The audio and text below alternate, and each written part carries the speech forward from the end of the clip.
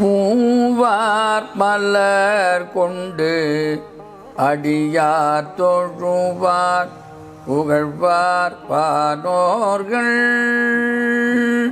பூவார் மலர் கொண்டு அடியார் தொழுவார் புகழ்வார் பானோர்கள். மூவார் பூரங்கள் எரித்த அன்று மூவர்க்கு அருள் செய்தார். தூமாமழை நின்ற அதிர வெறுவே தொருவின் நிறையோடும் ஆமாம் பிணை வந்து அணையும் சாரல் அண்ணா மலையாரே. ஆமாம் பிணை வந்து அணையும் சாரல் அண்ணா மலையாரே. அண்ணா மலையாரே. திருவம்பாவை 10வது பாடல். இந்த 10வது பாடல் என்ன விஷயம் சொல்கிறது என்று சொன்னால், ஈசன் அடியவன் உள்ளத்தில் அமர்ந்தவன். பாதாளம் ஏழினும் கீழ் சொற்கழிவு பாதமலர்.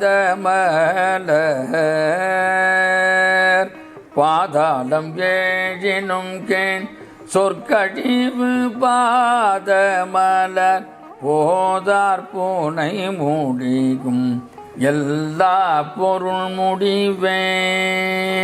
பாதாளம் ஏழினும் கீழ் சொற்கழிவு பாதமலர் போதார் பூனை முடியும் எல்லா பொருள் முடிவே. பேதை ஒரு பால் திருமேனி ஒன்றல்லன் வேத முதல் வெண்ணோரும் மண்டும் துதித்தாலும் ஓத உலவா ஒரு தோழன் தொண்டர் ஊழல். ஓத உலவா ஒரு தோழன் தொண்டர் ஊழன் கோதில் குலல் தரல் தன் கோயில் பிடா பிள்ளைகள். ஏதவன் ஊர் ஏதவன் பேர் ஆறுன்றாரையலார். ஏதவன் ஊர் ஏதவன் பேர் ஆறுன்றாரையலார். ஏதவனை பாடும் பரிசேலோர் எம்பாவாய். ஏதவன் ஊர் ஏதவன் பேர் ஆறுன்றாரார் அயலார். ஏதவனை பாடும் பரிசேலோர் எம்பாவாய்.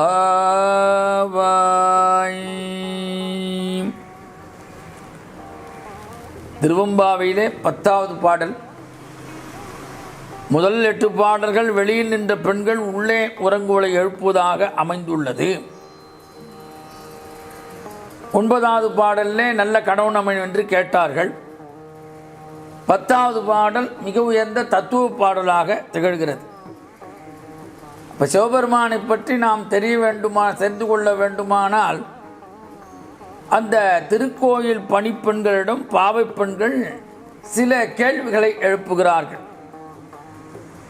அந்த வினாக்களிலேயே அவற்றுக்கான விடைகளையும் உட்பொதிந்துள்ளதாக இந்த பாடலுக்கு ஒரு தனிச்சிறப்பு பேசப்படுகின்றது. சில பெண்களுக்கு இயல்பாகவே அந்த இறை தொண்டிலே நாட்டம் இருக்கும். அது தானாக இயற்கையாக ஏற்பட்டுவிடும் என்று சொல்லுகிறார்கள் அருளாளர்கள். சில பெண்களுக்கு எப்படி பார்த்தா வாழ்க்கையில் ஏற்படும் சில தோல்விகள், குடும்பத்தில் ஏற்படும் சில சோகங்கள், அதுபோன்ற விரக்தியாலே அவர்களுக்கு அப்பொழுதுதான் இறை நாட்டம் ஏற்படும். அதனால் தான் இப்பொழுது இப்போ காலத்தில் என்ன ஆகுறது என்றால், நமக்கு ஏதாவது கஷ்டம் வந்தால் உடனே நாம் சோதரிட நோக்கி சொல்லுகிறோம். அவர்களுக்கு சில பரிகாரங்களை சொல்வார்கள். அந்த பரிகாரங்களை இவர்கள் அந்தந்த ஸ்தலத்துக்கு போய் செய்வார்கள். அதோடு வந்துடுவார்கள், சுவாமியை மறந்துடுவார்கள். ஆனால் சுவாமி அப்போ இல்லை, கிரகங்களுக்கெல்லாம் அப்பாற்பட்டவன் சுவாமி. ஆக எப்பொழுதும் சுவாமி நினைக்க வேண்டும் என்ற ஒரு எண்ணம் இருக்க வேண்டும். அது சில பெண்களுக்கு இயற்கையாக அமைந்து விடுகிறது. அதனால் சிவபெருமானுடைய பெருமை என்ன அப்படின்னு அந்த பெண்கள் தெரிந்து கொள்ள ஆசைப்படுகிறார்களாம். அவர்கள் இது யாரிடம் கேட்டார்கள் என்று சொன்னால், அந்த காலத்திலே கோயில்களிலே அவர்கள் அந்த சிவன் அடியார்களாக வாழ்ந்த பெண்கள் தங்களை சிவனுக்கே அர்ப்பணித்து கொண்டதாக ஒரு வரலாறு. அவர்களை உயர்வாக நினைக்க வேண்டும் என்று மணிவாசக பெருந்தகை சொல்லுகிறார். அவர்களுக்கு கோயில் பிணா பிள்ளைகள் என்று ஒரு அடைமொழியும் கொடுத்தார். அப்போ அந்த கோயில் பிணா பிள்ளை யார் என்று சொன்னார், கோதில் குலத்து அரண் தன் கோயில் பிணா பிள்ளைகள். அவர்கள் சிவனை எப்பொழுதுமே சதா சர்வகாலுக்கும் சிவத்தொண்டிலேயே தங்களை ஈடுபடுத்தி கொண்டார்கள். இங்கே கோதில் குலத்து அரண் என்று பொருள் கொள்ளுதல் கூடாது. ஏனென்றால் சிவபெருமானை குலமிலன் என்று திருமுறைகள் குறிப்பிடுகின்றன. குற்றமில்லாத நல்ல குலத்தைச் சேர்ந்த அந்த பெண்கள் அரண்கோயில் பிணா பிள்ளைகள் என்று பொருள் கொள்ள வேண்டும். பின்னாளிலே அவர்களை பற்றி வேறொரு விஷயமாக வந்துவிட்டது. அது மிக தவறான ஒன்று என்று மணிவாசகர் அழகாக சொல்லுகிறார். ஆக அவற்றுக்கு அந்த கோயில் பிணா பிள்ளைகள் அவர்கள் எப்பொழுதும் சதா சர்வகாலமும் சிவனுக்கே தங்களை உரித்ததாக கொண்டிருந்தார்கள்.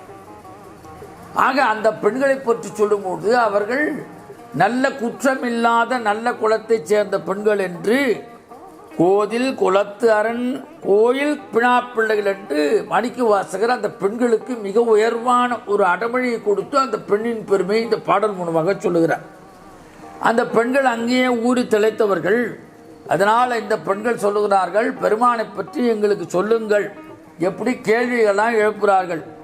அந்த சிவபெருமானுடைய சொந்த ஊர் எது, அவருடைய உண்மை பேர் என்ன, அவனுக்கு வேண்டியவர் யார் யார், அவனுக்கு வேண்டாத அயலார் யார் யார், நாங்கள் அந்த பெருமானை எப்படி போற்றி பாடுவது, ஏதவன் ஊரேதவன் பேர் ஆர் உற்றார் ஆரையலார் ஏது அவனை பாடும் பரிசு. ஏதவன் ஊர் ஏது அவன் பேர் ஆர் உற்றார் ஆர் அயலார் ஏதவனை பாடும் பரிசு என்று ஒரு 5 வினாக்களை தொடுத்தார்கள். அப்போ சிவபெருமான் முதல் அடியில் சொல்கிறார், சிவபெருமான் எப்பேற்பட்டவன், இந்த கேள்விகளுக்கெல்லாம் அப்பாற்பட்டவனாக இருக்கிறான். பாதாளும் ஏழினும் கீழ் சொற்கழிவு பாதமலர் அதலம் விதலம் சுதலம் தராதலம் மகாதலம் ரசாதலம் பாதாளம் ஆகிய 7 கீழ் உலகங்கள் அல்லது பாதாளங்கள் என்று சொல்லுவார்கள். மாணிக்கவாசகர் ஏன் இதை சொல்கிறார்னா, அவர் திருஅண்ட பகுதியை பாடியவர். அதனால் அண்டங்களின் அறிவியல் பூர்வமான செய்திகள் அவருக்கு தெரியும். அதை திருவாசகத்தின் திருஅண்ட பகுதியிலே அவர் போற்றியிருக்கிறார். அதை நம்ம படித்து பார்க்க வேண்டும். இதெல்லாம் மக்கள் தெரிந்து கொள்ள வேண்டும். ஆக மக்கள் அறிந்த ஒன்றின் வாயிலாக ஒரு பொருளை விளக்குவது நல்ல ஆசிரியனுடைய ஒரு இயல்பு. அப்போ பாதாள உலகங்கள் 7னுக்கும் கீழே சொல்லும் கடந்த நிலையில் பெருமானின் திருவடித்தாமரைகள் உள்ளன.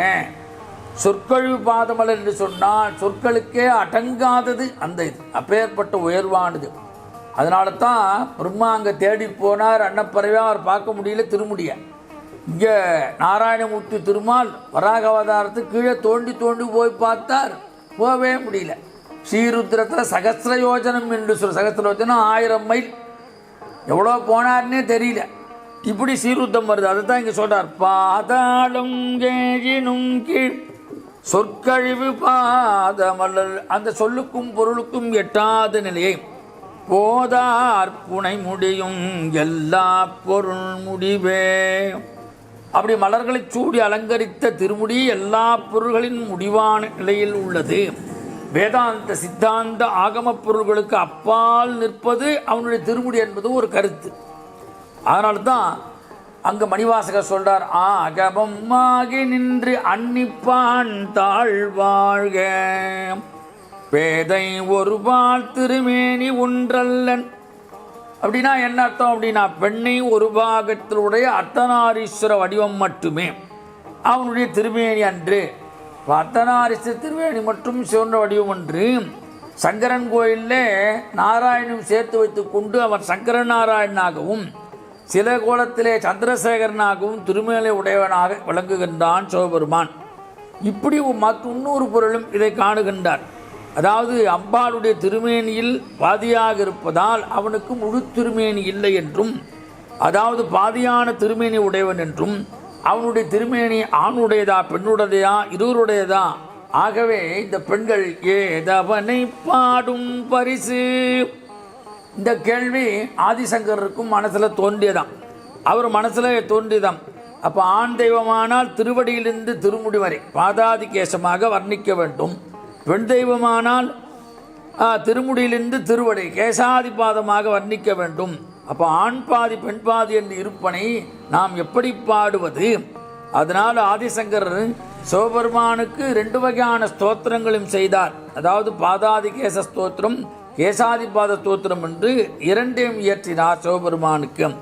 அப்பேற்பட்டவன் வேத முதல் விண்ணோரும் மண்ணும் துதித்தாலும் ஓத உலவா ஒரு தோழன். 4 வேதங்கள் இருக்கிறது, ருக்யஜுர் சாமம் அதர்வணம். அந்த 4 வேதங்களிலே ஒரு பாதி சிவபெருமானின் சிறப்பாகத்தை சென்னை மட்டும் துதித்து விட்டதாம். எஞ்சிய பகுதி நான்முகன் முதலான ஏனைய தேவர்களை துதித்ததாம். இப்படி இதுக்கு ஒரு பாடல் சொல்லுகிறார்கள். நான்மறை தனிலோர் பாகம் நாரமர் கடவுட் சென்னி மேன்மையை இயம்பும் எம்மை விண்ணவர் தம்மை ஏனை பான்மைகள் பூதன் தன்னை பல்பொருள் தனையும் பாதி தான் மொழிந்திடுமால் இது தவறல தக்கோய். அதாவது வேத பிரம்மன் தனது மகன் தட்சனுக்கு எடுத்து கூறியதாக கந்தபுராணத்திலே, கச்சப்ப சிவா கந்தபுராணத்திலே இந்த வரிகள் குறிப்பிடுகின்றது. வேதமும் விண்ணவரும் மன்னவரும் துதித்தாலும் நிறைவடையாத உலவா சிறப்புடையவனாக சிவபெருமான் இந்த உலகத்தில் தோன்ற அத்தனை உயிர்களுக்கும் உற்ற தோழனாக திரிகிறான்.